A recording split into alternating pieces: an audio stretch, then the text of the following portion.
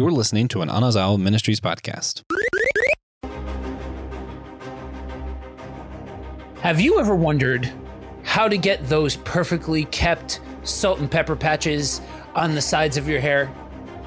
Have you ever looked in the mirror and said, man, this outfit would look great with a cloak? We're going to be talking about all of that and more on today's episode of Systematic Geekology. We will be breaking down Doctor Strange, getting all of you ready for the big movie coming up. This is, like I said, Systematic Geekology, which means we are your priest to the geeks.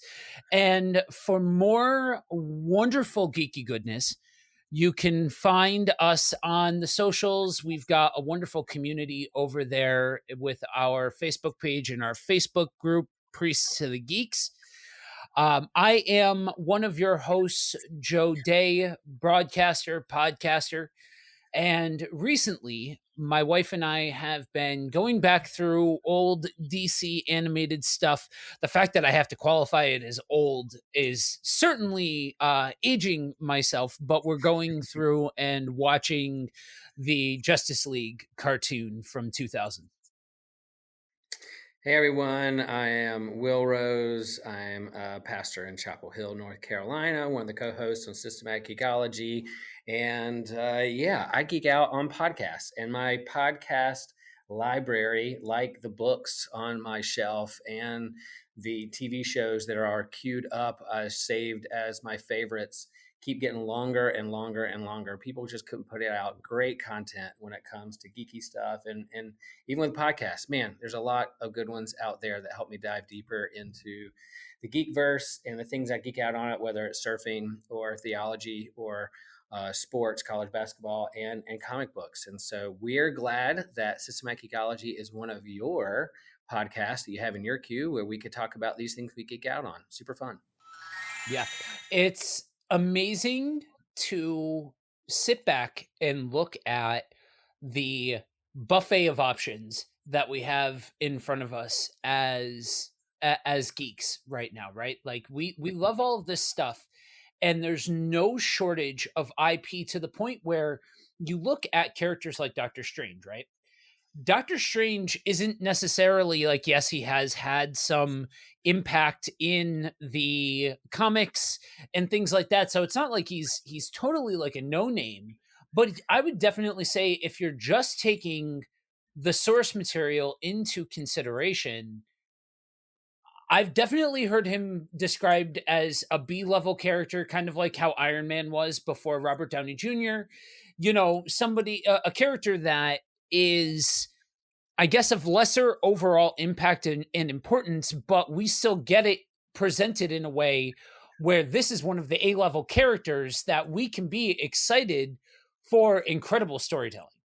Yeah, I agree. And like a decade ago, he wasn't on every T-shirt in, your comic book store or your, Walmart or Target. There were Cap and there's Wolverine and there's Venom and Joker, of course, and Batman and Superman. But really, these movies elevated Doc Strange to the forefront. And it's kind of like, you hit the hot topic of what's in pop culture. And so for a while there, it was zombies. While there is vampires, and then Harry Potter, of course, magic. And well, Marvel has a magic superhero who practices sorcery and magic. Which one should we pull up? Doc Strange. Let's pull him to the surface. And he helps round out, a big team when it comes to Avengers, and you're playing with timelines and multiverses. Then he's the one you want to pull in to help handle and navigate those avenues. And yeah, I agree. Like, it can almost be overwhelming how much good stuff is out there in terms of podcasts and discussions and books. And so, yeah, you have to choose your geek diet wisely and try not to get overwhelmed. And like another one of our co-hosts on Systematic Geekology, as TJ says, he just watches what he feels like and doesn't worry about it. He just, whenever he feels, whenever he feels like it, he's going to just pull something aside and do it. So, but yeah, this is a fun topic, and I'm excited for this movie. Like I'm not Yeah, I guess you could say like I'm all in for the MCU, and I understand it has its problems and it has its formulas and it has some things, but man, I just go in like TJ with no expectations, or I try to, and then try to have fun with it. And so, what they're doing with this next phase of the MCU and what Doctor Strange could mean as they pull that multiverse thread, like they did with the What If TV show and that kind of thing. I'm excited to see where they choose to take this particular story, and then the Easter eggs along the way about this character, because he has a long history. You know, he was created in the '60s by by Stan Lee and Steve Ditko, and so he's about as old as Spider-Man when it comes to the Marvel universe, and he's had a long history. But I'm excited to see what they pull from that whole continuity, and then where they're going to go with this billion-dollar franchise with the MCU. Yeah, I think Marvel is at a point now where they have nothing to lose by, I'm reminded of the line from Batman, right? You want to get nuts? Let's get nuts. I want them to break open the piggy bank and just go buck wild. I really do. When it comes to breaking down the barriers of, if we're doing multiverse, if we're really saying that this is going to be a giant multiversal trip, then let's go ham. Let's do it. You know what I mean? So for a native DC guy like me, I see the Marvel world that they have, their whole entertainment world, especially understanding the business behind where they started before the MCU and how much their back really was against the wall in a lot of regards before starting the MCU and before finding success and then getting bought out by the mouse and all of those kinds of things. You know, I don't knock the hustle. I really don't. And honestly, when it comes to like it or not, formula or not, taste or not, DC, Marvel, whatever, what self-respecting comic book fan is going to look at a giant shared continuity of movies across comic books and be like, nah, I'm good? You know what I mean? And I say all of that tongue in cheek, like what you like, don't be a jerk, all of those kinds of things, like we always talk about. You know, if the MCU is not your thing, the MCU is not your thing. I wouldn't call myself nearly the same kind of apologist as some of my esteemed colleagues here on the show. But all of that being said, I can appreciate the way that they've told the story. And to me, I think this is something, if memory serves me correctly, this is something that you and I jive on.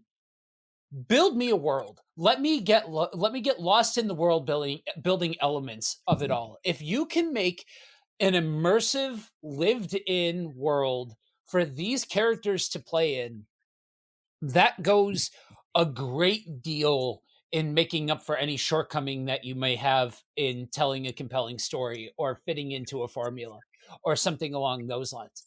And for me, I really enjoyed early days MCU because you're building out the world that all of these characters live in. That kind of stalled out, in my opinion, about, most of the way through the second act of the overall last decade's worth of storytelling, and then picked back up towards the end of building out the greater universe.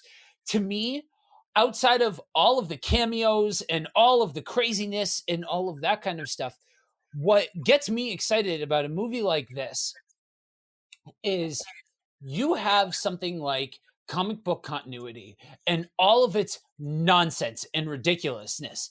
You know what I mean? And I know when I say that, I am preaching to the choir. You are one of the few on our grouping that's like, yeah, that has that upper echelon of comic book history and understanding how many times the continuity of it all has been toyed with and messed with, and how many different stories there's been about different characters and all of those kinds of things.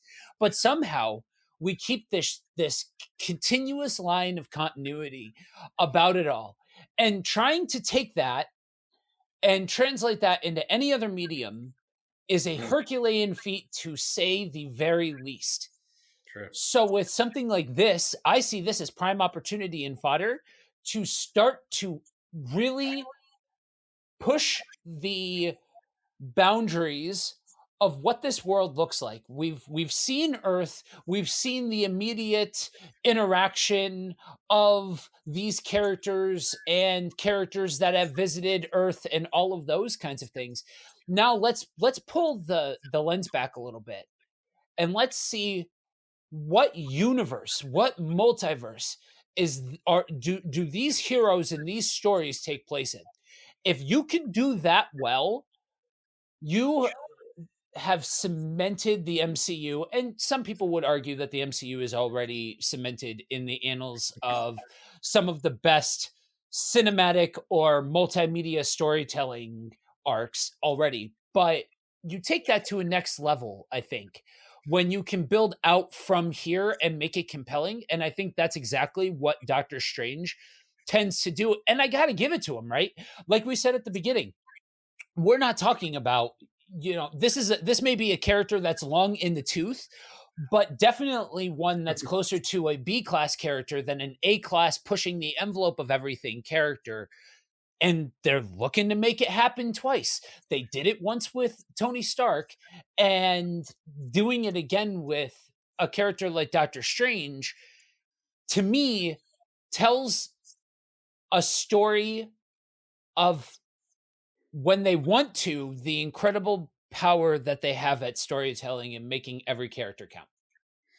Right. And I'm trying to keep my expectations in check and be a good steward of my expectations, because I think when you're working with multiverse and working with all the avenues they could take, like and with Marvel and Disney's relationship with their Sony products and X-Men and Fantastic Four and Charles Xavier. I mean, I just can't wait to see how they pull that in under that umbrella. And maybe they never will, but this could be a prime opportunity for them to do that or toy with that a little bit. And I think WandaVision was so successful, the first kind of Disney Plus TV show that built upon Wanda's past and the Vision's past, and they're going to bring her in for this upcoming movie.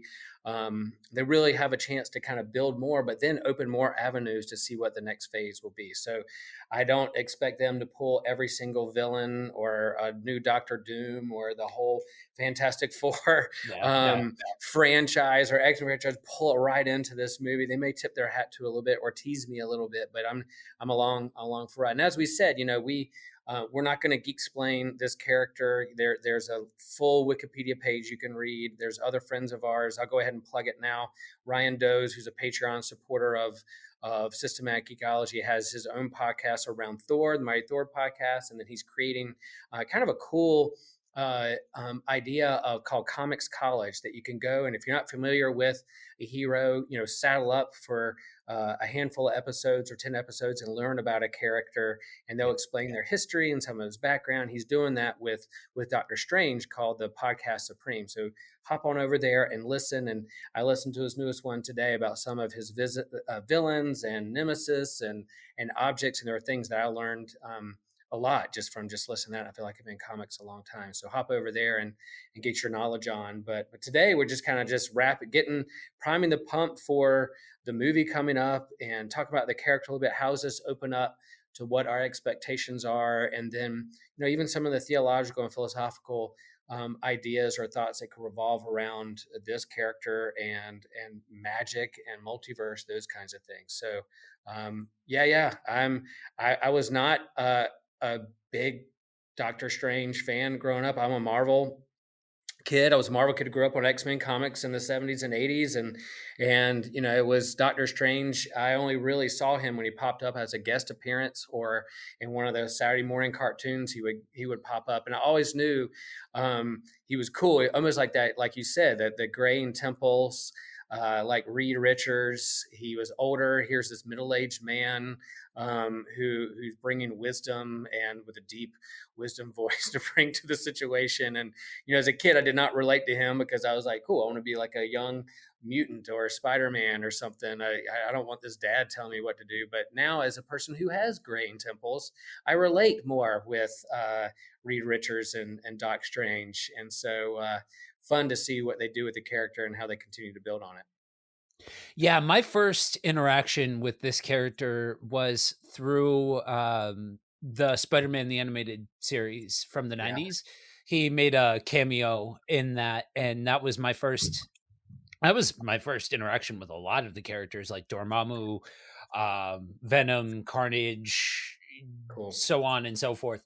And so, yeah, that I never really grew up reading. I read some Marvel stuff, but I mainly stuck to DC stuff during that time. But this is one of those characters that when I did see him presented, it was kind of like a upper echelon sort of character, right? Like the old wise sage is coming in to help with an escalated issue and things like that. And again, that might be just byproduct of the context that I was introduced to the character. But yeah, the Saturday morning cartoons was the main way that I saw it. And it's it's funny because in talking about this movie, it's easy to miss some of the other things happening around Doctor Strange.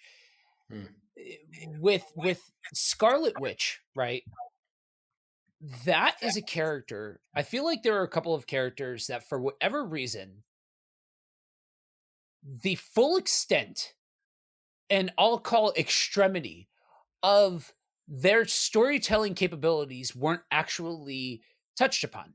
Now, Right. somebody somewhere is saying, what about things like House of M? What about things like No More Mutants? All of those kinds of things. Yeah, but uh, to me, there are a few characters, right?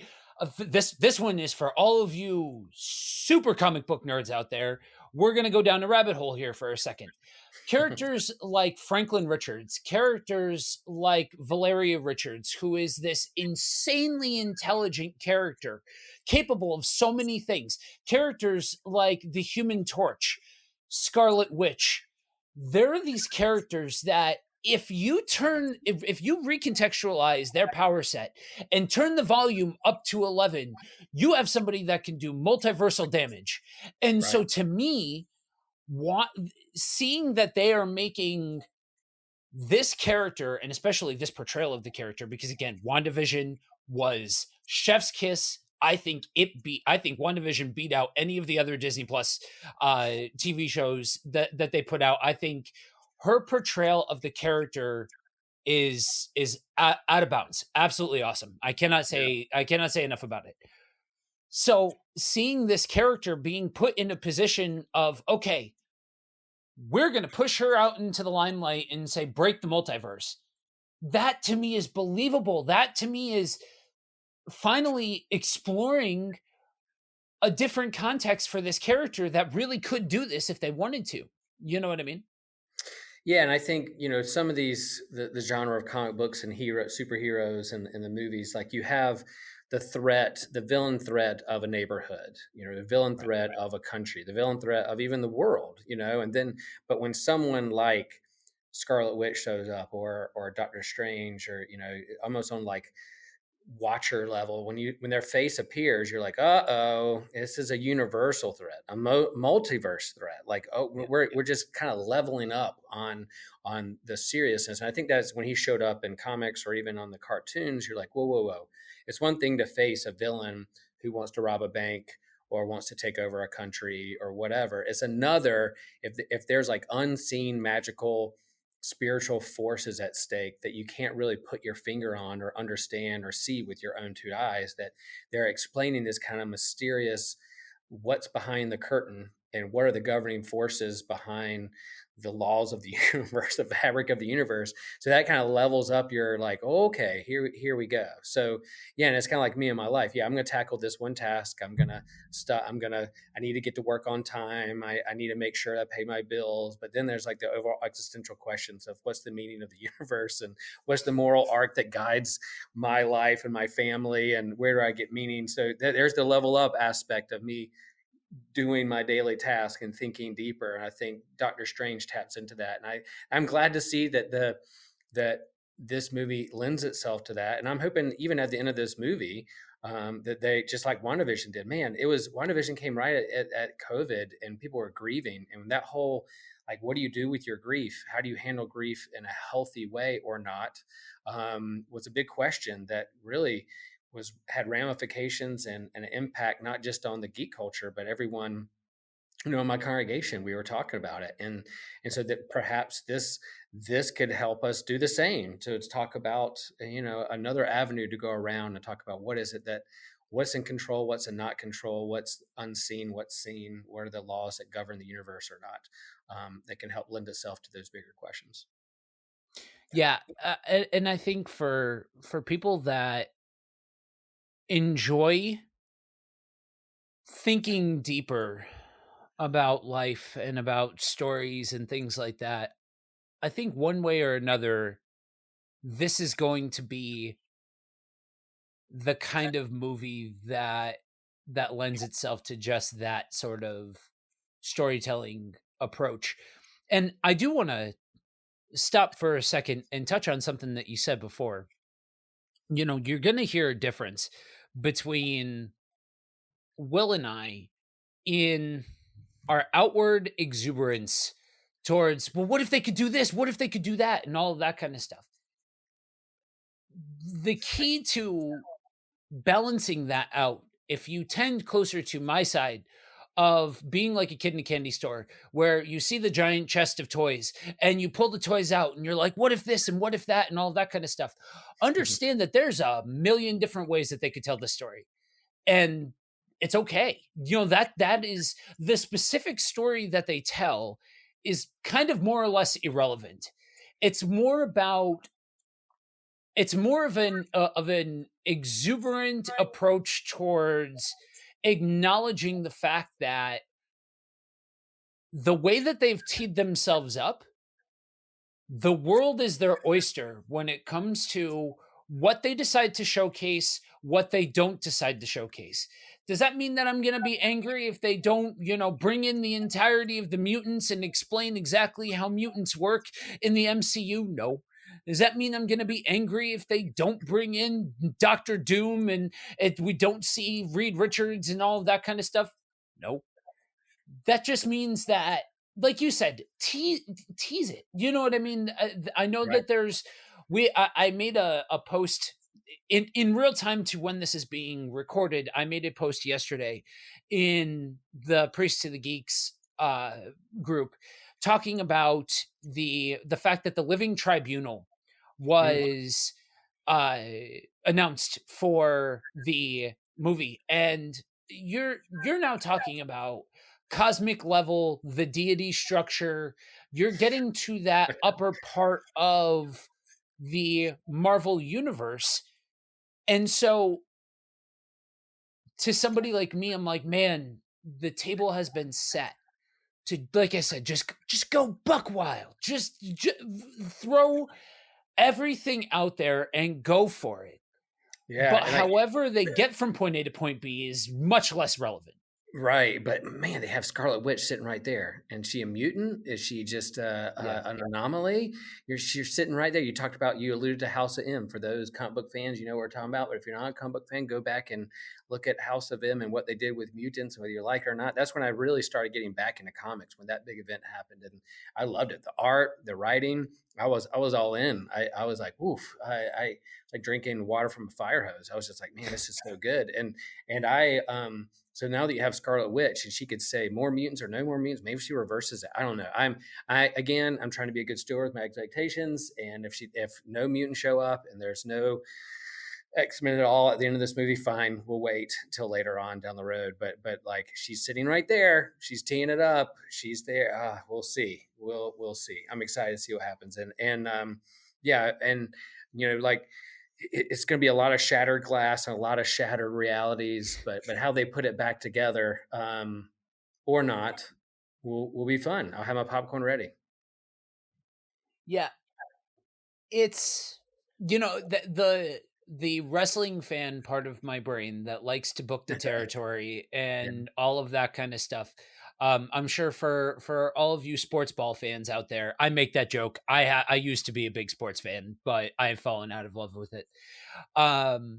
you book what if this happened, what if this player was on this team, whatever. Different fandoms have their version of it. So I have had my thoughts of, well, they could do this. Well, what if they do that? As far as the specifics of like introducing mutants, do I hope that they introduce mutants in this?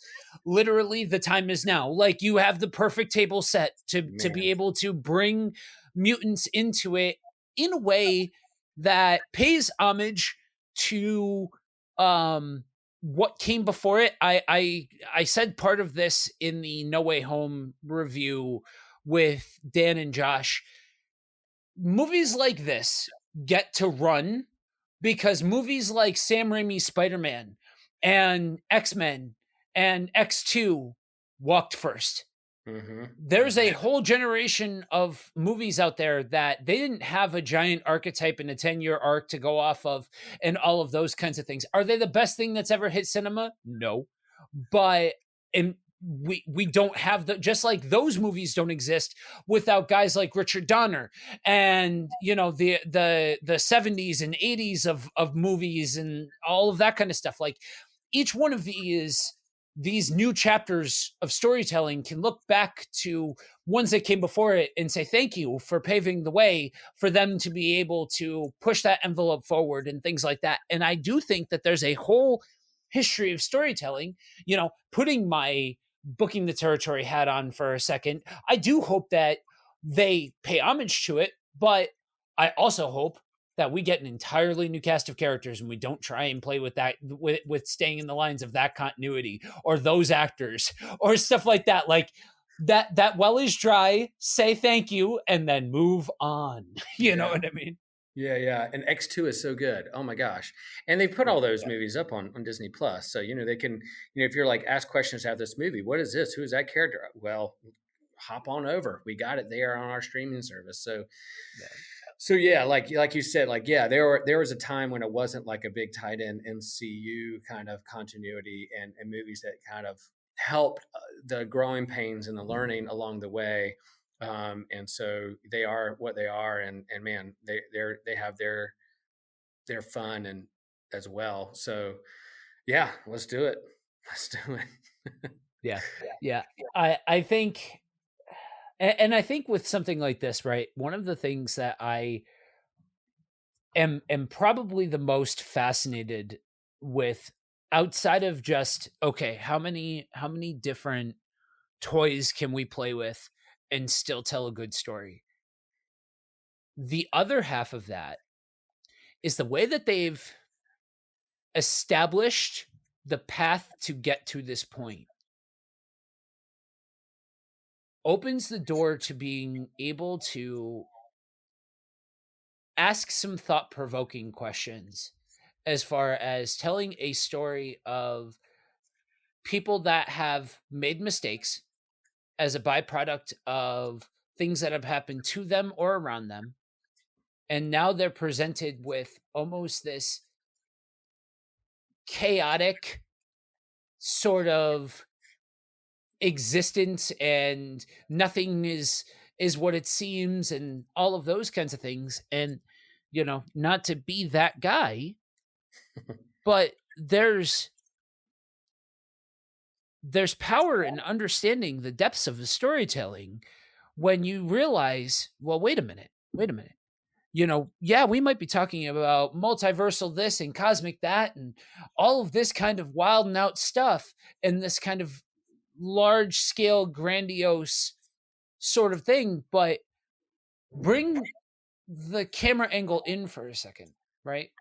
When you have characters that have been through things, that have made mistakes, and now are dealing with the byproduct of those mistakes, or they're dealing with the byproduct of a situation in their life, yeah, nothing seems like it's the right side's up. Nothing seems like it's this cohesive sort of thing. And so, to me, and it's actually fascinating because that Marvel's actually the one that's doing this, when in comics, DC was the one that was doing this for so very long, Right. of telling telling the story of the person behind the superpower.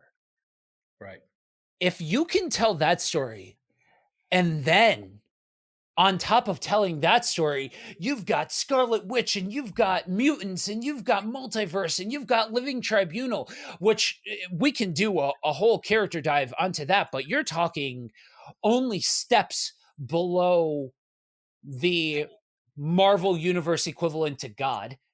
Yep. When you're talking about the Living Tribunal, and you're talking about a character that is meant to keep order to the multiverse and things like that, that you can have all of this craziness, but then ground that in a story of how these people behind the superpowers are dealing with all of this. I think that to me speaks more to congratulating Marvel for the road that they've taken to get to this point, and acknowledging the high points, because it's so easy to get on here and to talk about the formula and to talk about the corporate structure of it all that it's turned into and all of those kinds of things. But you don't get to an ability to be able to say, man, what if this movie is what it is? And be able to have exuberant, I wouldn't say expectation, because I'm not necessarily expecting any one thing. I'm just excited. That excitement level of a movie like that, to a point where I'm not gonna lie, I haven't been excited for a Marvel movie like this for a minute. You know what I mean? Right. This has been a while since one of their movies made me have an active desire to go and see it in this kind of way. Yeah, and I think you hit on a point of what grounds a character, where do they find their center, what is their redemption arc, where they come out of this story looking like, and what's the next, how they progress as a character and character development. And we ask those about ourselves too. But I think Doctor Strange is really easy in comics to wave your magic wand or magic hand and do, it's like, oh well, it's just magic, reboot. Oh, this person's dead, we'll just bring him back as a multiverse character. And or you can play around with all different kinds of stories where kind of anything goes with magic and multiverse in there. But then I want to know what grounds Doctor Strange. Where does he find his moral arc? Where does he find who is to say, like, whether his dark self or lukewarm self is any better than his true self or real self, and I hope that, and I'm sure the movie will explore that, but then it pushes us. And I think Loki did that too, with like, who is Loki, the Loki TV show, and the time variants and split off timelines, and you have the different variants of him and who he is. And I think Doctor Strange is going to do the same as he sees different variants of his own self. And I'm a complex character too. I mean, I don't have a single story. I'm a pastor and a surfer and a dad and a husband and a friend and someone who probably drinks way too much caffeine and eats too much fried chicken. And so who am I? Well, I'm all those things. And then what voice do I get? What wolf am I going to feed within me that give them the most energy? So I think, I hope the movie does that in a way that we can think about those things in our own faith and communities and the relationships we're entangled with as well. Yeah.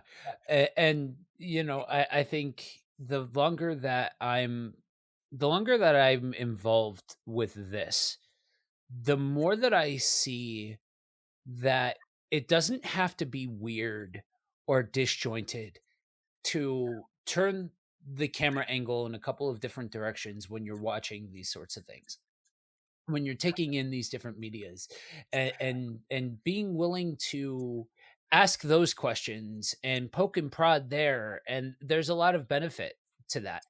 I want to go back to one of the things that I am really, really excited for, that it seems like they're teeing up for a direction for this. For all of you Marvel fans, the name Illuminati is going to register a whole section of storytelling that is probably some of the best that I've ever read out of Marvel, with Secret Wars and the incursions and all of that kind of stuff. For those of you uninitiated, the Illuminati is kind of a collection of the smartest minds and the leaders of the Marvel universe. It is Captain America, Doctor Strange, Reed Richards, Black Panther, and Tony Stark. Think Tony Stark's in there, but there's also Black Bolt and Hmm. maybe Namor. Maybe Namor. That's right. And Yeah. Charles Xavier. And Charles Xavier. Yeah. So I'm really hoping that we get in a, I'll call it a post Avengers world, before we get the new iteration of the actual Avenger team, which I personally am hoping is the Ultimate Avengers, but that's a whole other conversation. I I think we have a prime opportunity to open the door for kind of a new team collective, some sort of collective that stands in the gap there. And I don't think it needs to necessarily be nefarious, but I do really think that that could be a really cool plot device to introduce some of these characters. I don't think we're going to get every single one of those characters introduced in Doctor Strange, but you have a good 60% of the group already introduced. So I think it's prime opportunity to be able to introduce the at least some of the other 40%. Yeah, and so like the first phase of the Marvel Universe, the MCU, they brought in these characters and had their origin stories and brought them together as a team, and they worked together as a team, but they also had inner conflict and arguments on how the world should operate and work. You're in a prime opportunity now, post the Thanos snap and kind of a new world they're a part of, to have another kind of team be brought together to be as the Illuminati or these kind of governing tribunals of Earth to kind of think through what about the next big threat. And you bring them together, they work together as a team, but of course they're going to have an inner conflict, because when you get the smartest people in the universe in a room, they're going to compete on who is the smartest person in the room, and try to figure that out. And that was actually going to be my recommendation at this end of this episode, is to read The Illuminati by Brian Michael Bendis and Steve McNiven, that 2007 run on New Avengers. That it's really fun. I mean, yeah, Bendis is the king of talking heads, and you get the smartest, most powerful minds in the comic book Marvel universe together around one table. He has fun with what they talk about and what they think the more concerns are, and the betrayal and the mind wiping or not. And it's good comic reading. And so I recommend that, and that's good. If they could set up something like that in the movie, if there's a cosmic version of that, like you said, and then there could be an Earth version of that, and bring them together and see how they work together. Because I think instead of Ultimate Avengers, I think we're gonna get probably a Disney Plus show or a movie of the Young Avengers first. They're definitely working towards that. And but if you have like a Young Avengers, then you got to have perhaps an Illuminati, older dudes and chicks like sitting around a table trying to figure out how the world should operate and run. Yeah, I don't necessarily have a problem with the Illuminati being more virtuous, at least at first, than their comic book counterparts, because they're not Right. really virtuous in the comics. You Right, know what I right. mean? They are more of Well, a their origin, they retconned it because it's like after the Kree Skrull War, which is like a 70s Marvel event, 60s, 70s Marvel Avengers event. They share in the Illuminati that they've been working behind the scenes since then. So like it's been in secret. They're the Illuminati. They're in secret for a long time. And you would think that most of the people around, there's been a lot of stories revolving around how the people around that table don't get along and even fight against each other and civil war with each other and whatever, but they still come together on this kind of truce, neutral territory to at least say, all right, let's come together and think about the existence of reality or not. And so that's super interesting to me. And then you can go down the conspiracy theory road of, is there a real Illuminati or not in our world? Are there galactic aliens sitting around that circle and we just don't know about it? I don't know. I'm gonna take my tinfoil hat off and not think about that too deeply, because I have too much to worry about. So now I feel like we need to have an episode that's committed to talking about all of those kinds of conspiracy theories and Right, all like of a that. what if there is an Illuminati? Who's on it? Yeah. Would be our Okay. segment.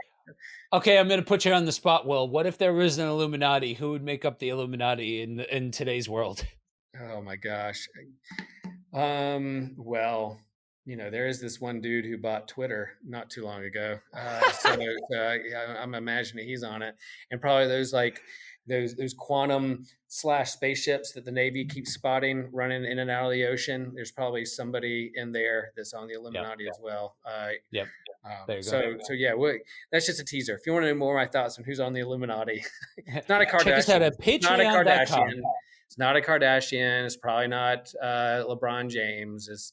I'm definitely not on it, if you're wondering. So no one's telling me about it, but that'd be a good systematic geekology. There's the comic version, then there's a real life version, and we go down that road. But that's fun to think about. Yeah, Sure. yeah. And you can find more of our thoughts on that at patreon.com/systematic geekology. A Patreon episode where we really get political and talk about who really thinks on the Illuminati. So, yeah, I think if you're going to tell the story of the Young Avengers, I get it, especially owned by the mouse, and you want to keep this thing going forward, all of those kinds of things. You know what? Fine, whatever. Am I the biggest fan of the idea of telling, a story about the JV squad of the Avengers? No, I'm not. But then again, I'm not a Marvel person, so it's not like I read through Young Avengers or I have any connection to these characters or anything else like that. I'm a jaded 90s kid DC fan watching the MCU. So yeah, my point of view is going to be a bit swayed as far as that goes. But I do agree that if you are going to go that route and you are going to establish the new generation with maybe, a tie to the original team as like a mentor training figure, something along those lines, fine. I do think you have the pieces in place with that with Falcon. I think that he could make a really strong leader for that sort of new recruits team and all of that. Great. But like you said, that leaves the door open for kind of a heads of state sort of council to be present and active in this universe where they are the ones that are assessing the cosmic or multiversal front of the things that are going on, all of those kinds of things. And honestly, I really think that there's all of the right pieces in place to be able to use the pieces that you have on the board already, coupled with introducing a couple of new pieces to tell a really compelling story. Again, to go to Marvel's benefit with the way that they've told their story and the time that they've taken, each one of those toys in the toy box also is coming to the table with enough substance of backstory that's a really intriguing prospect to be able to see some version of the council of these imperfect men all together, making the decisions, making the hard decisions, assessing the larger threats, all of those kinds of things. The world is your oyster to tell those stories and pepper them in, right? In my mind, I see something like that almost becoming the new Nick Fury of it all. You had Nick Fury in the first 10 years, kind of peppered in throughout, interacting with the larger, almost in a Uatu sort of role, being the watcher, being the help me out. The man on the wall, right? Is that what it's referred to? What he's referred to as in the comics? Yeah, in the comics, yeah, the man on the wall. That went down a road. But if you're gonna do something new with the character, why not shoot for the fences, shoot for the wall? That's what you want to do. But yeah, that round table, like, man, you could mix it up too. Like, why not? Maybe Doctor Strange at the end says, I don't want to do this, but Scarlet Witch, you do it.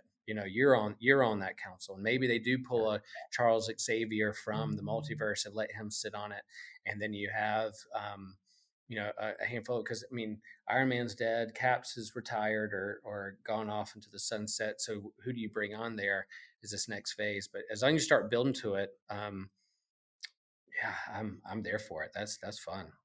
That's fun. And again, if they don't do it, that's all right. We'll see what direction they go. Right. Yeah, I think it would be a very smart decision to put at least Scarlet Witch on the Illuminati if they were to build one. So fan casting, real quick. Again, we hold all of this with loose hands, yada yada yada, all of those kinds of things, all of the asterisks that we've already talked about. But quick, if you had to pick, I don't know, 5 to 8 people that were going to be on the Illuminati with a combination of the characters that are already in play with hopeful character inclusions that could be coming down the pike, who would be on the Illuminati for you? Oh, man. How many do I get? How many picks? 5 to 8. 5 to 8. I mean, golly, I would put Black Panther on there, but dude, he's gone. The guy who played him is gone, and they killed him. Like, someone from Wakanda would have to be on there. Scarlet Witch. I would like to see. Oh man, yeah. There's gonna be some pauses here on this audio for folks and be like, did my audio just go out? Yeah, I think I need to sit more with that. I think I definitely. I got to reassess the kind of the lineup for Avengers and who's still on the board and who's not, and who was killed off or not. But yeah, I mean, it is Bruce Banner still hulked out, or is he smart? Is he back Bruce? Like, what would he be on there or not? Do you pull in somebody cosmic from like Guardians of the Galaxy because they have kind of a world, vision of like the universe, not just Earth, kind of dynamic? Do you have someone spacey on there? From the universe? Those are good questions. I love it. But I would like, if they went down that road, I would like to see someone pulled out of the multiverse, someone in the Sony verse, the X verse, or even X or Spider-Man verse, to kind of come in and be like, okay, they're part of this too, because we know that there's a multi-dimensional, multiversal element to the fabric of reality. So I'm gonna let my early generation of more modern comic book movie fandom fly for a minute.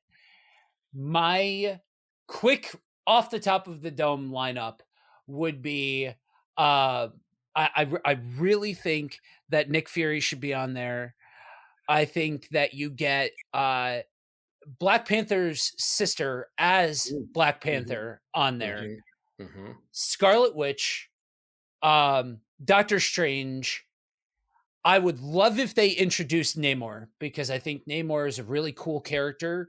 If you allow the shades of anti-hero to be present, he's not a guy that's going to be super plucky and, happy-go-lucky by any stretch of the imagination. Yeah, dealing with humanity is an unfortunate byproduct of being the king of Atlantis. So, and he's always that first, the king of Atlantis first. I'm fine with Thor. Thor is whatever, as long if they. I just want King Thor. If they make King Thor, that would be fantastic. Otherwise, I'm not here for frat guy, fat Thor. I'm not here for that. I just angered some Marvel fan somewhere, but I think that pulling in that extra dimensional character, Sir Patrick Stewart himself needs to be there as Professor X, as kind of the old sage voice on the team. I think chef's kiss. Old man Xavier. Yeah. I think that's it. Kind of an old, been there a long time. And there's different younger versions of him out there, of course. Right. In all kinds of movie threads. But yeah, old man Xavier with him would be pretty epic. Yeah, I stand by that 100%. So, and to get extra nerdy for everybody, I would love if they pulled him from Days of Future Past, from that version of Professor X specifically, that's been through the wartime and the peacetime and all of those kinds of things. I think that would be perfect. Love it. But again, hold it with open hands. There's a million different stories that they can tell. Just a bit of Yeah, yeah, fun and playing we'll be on Cascadia. the other end of the movie and talking about what we thought about the movie and what happened or didn't happen, and all this could be for naught. But that's what makes comic book shop and this kind of systematic geekology talk, geeky talk, fun because it stokes our imaginations and plot lines and what we geek out on. So that's all part of the thought experiment and the fun about it. Yeah, and again, to both sides, right? Like when you can embrace thoughtful discussion about it all, it allows you to a temper your expectations for the more s- comic specific side or media specific side, but b allows you to explore and to ask these different questions just maybe in a different context and things Hmm. like that, and you can go both directions where you can sit here and you can fan cast and you can sit here and who would be on your Illuminati team and what storylines would I love for them to do. I think Scarlet Witch could do a reverse No More Mutants and speak mutants into existence, you know but at the same token, you go the other direction of, well, what if I found out that there was a multiverse? What Mm. would that impact as far as my thoughts on God? What do I think of the fact that scientifically we're trying to push boundaries into these different, to see if these different more sci-fi elements of what we're talking about, if these are actually true? And on both sides of that coin, if you allow yourself to think deeper and to take a step back, you get to play a lot. Yeah, there's some heavy topics in there, but it's fun to toy around with those. Yeah, yeah. What if? That's another good what if. If we found out there is a multiverse, what would that mean? And how was my perception of the universe? Same way with the aliens. We get physical proof there are aliens from other planets. How would that shape our worldview and view of the universe, our view of religion? I still think belief in God and the big questions we wrestle with aren't going anywhere, and it'll take them to another level. But it will definitely change things and make a sense of urgency or level up the way we think through things in a whole nother way. Just like the discovery of the new land or the so-called quote unquote discovery of America, or the world's not flat, or the sun, we revolve around the sun. Those were game changers in how we looked at the universe. And I think there's definitely other things to learn that will happen. I don't think it'll be the end of Christianity, the end of religion, the end of faith. It'll help us go deeper and help us look at things from a different angle.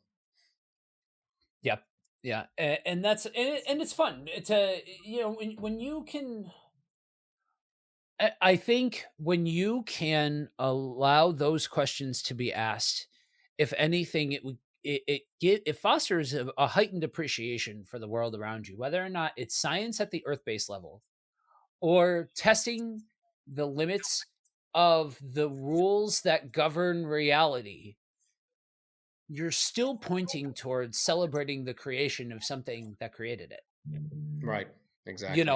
There's no either or to be had here. This is a yes and sort of prospect.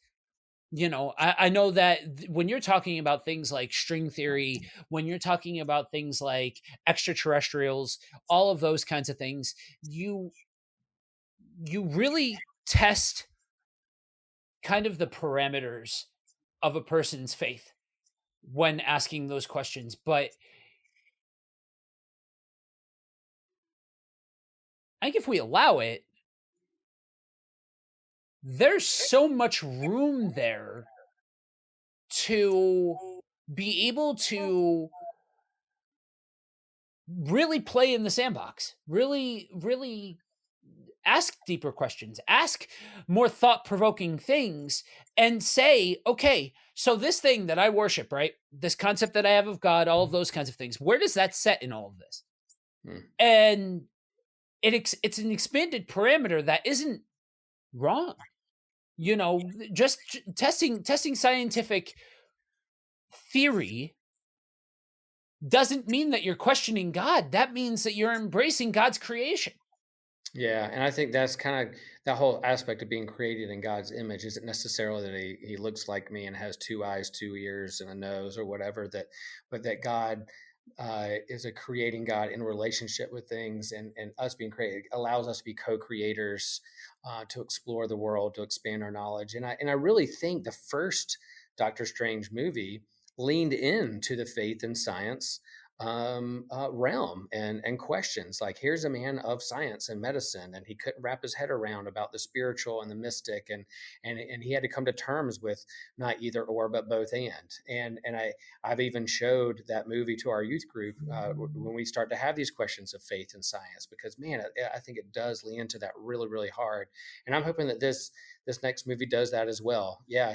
He's a man of medicine, of science, of ego, those kinds of things. And yeah, how does that work into the realm of the mystical, the religious, the faith, the spiritual? The same kind of ego can get caught up with that just as much as it can with those who practice medicine or science. So how do they work together hand in hand? And Dr. Strange is a good embodiment of that dialogue and the tension between the two. Yeah, for sure. All right, so bringing this in for the wrap up, Will, what recommendations do you have for our lovely community to geek out on? Yeah, it's hard for me to wait to the end. Sometimes I recommend all through the episodes. So you've probably heard me talk about Podcast Supreme and that Illuminati New Avengers run by Brian Michael Bendis.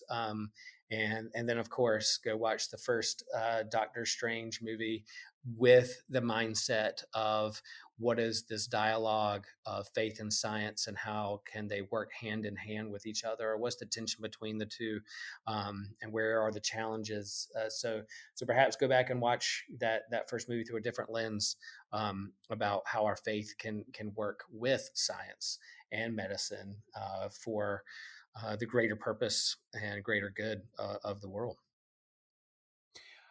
Yeah, oh, come on. Okay, I'm back.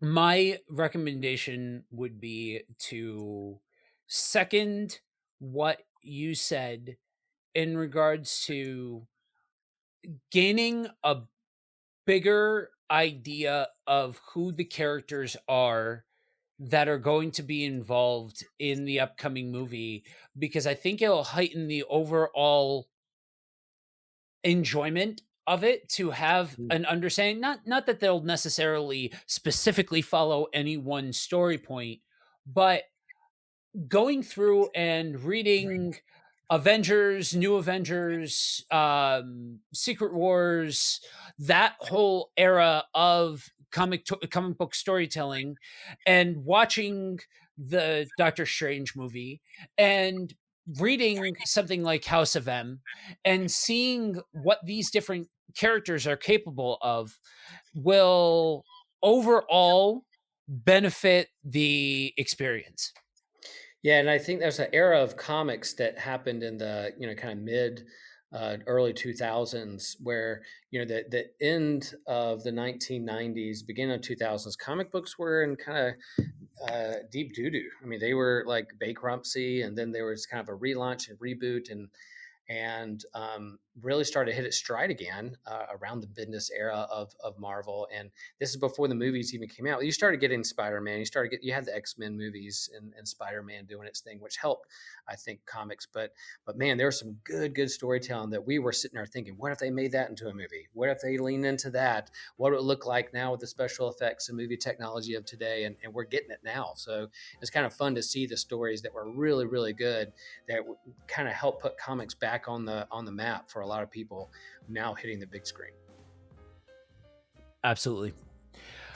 So wrapping up here, for more on this, or to let us know what you are geeking out on, you can find us, like I mentioned at the top, at facebook.com/systematic geekology, or you can join our Facebook group, Priest to the Geeks. If you are a fan and want to help us keep the lights on, you can find all sorts of bonus content over at patreon.com/systematicgeekology.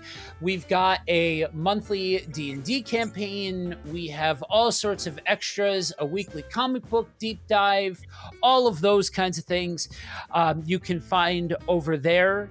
And last but not least, we'll let them know where they can find you.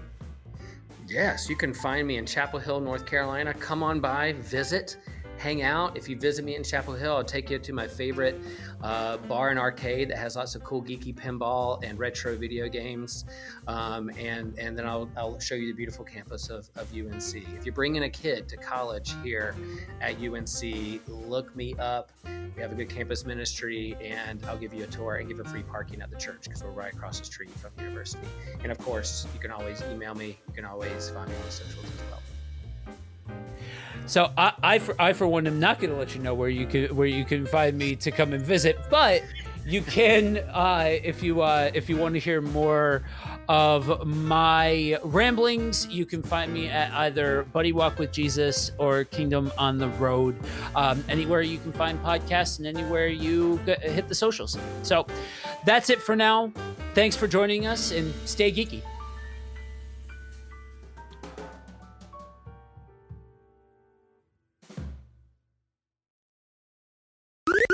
This was an Anazao Ministries podcast. If you enjoyed this show and would like to learn more about our network, be sure to check out the Anazao Ministries Podcast Network.